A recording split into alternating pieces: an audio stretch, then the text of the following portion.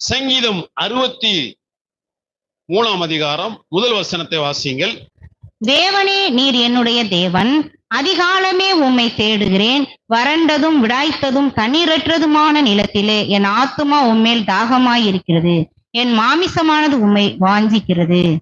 தேவனே, நீர் என்னுடைய தேவன், நீர் என்னுடைய தேவன். எங்கே இருந்து தாவீது இந்த பாடலை பாடுகிறார் என்று சொன்னால் அந்த தலைப்பை வாசிங்க.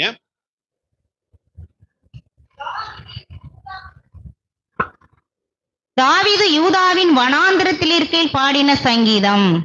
தாவீது யூதாவின் வனாந்தரத்தில் இருந்து பாடின சங்கீதம்.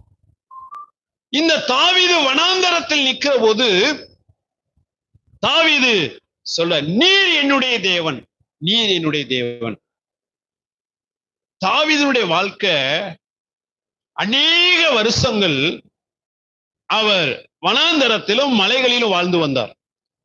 அந்த வனாந்தரத்தில் வாழ்ந்தபோது, வனாந்தரத்தில் இருந்தபோது தன்னுடைய மனைவியை பார்த்து, மீகாலை பார்த்து நீ என்னுடைய மனைவி என்று சொல்லி உரிமை பாராட்ட முடியல.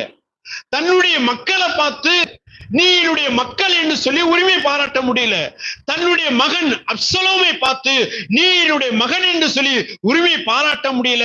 ஏன்னு சொன்னால் இந்த அப்சலோம் தாவீதை கொலை செய்யும்படி அவன் சுற்றி தெரிகிறான்.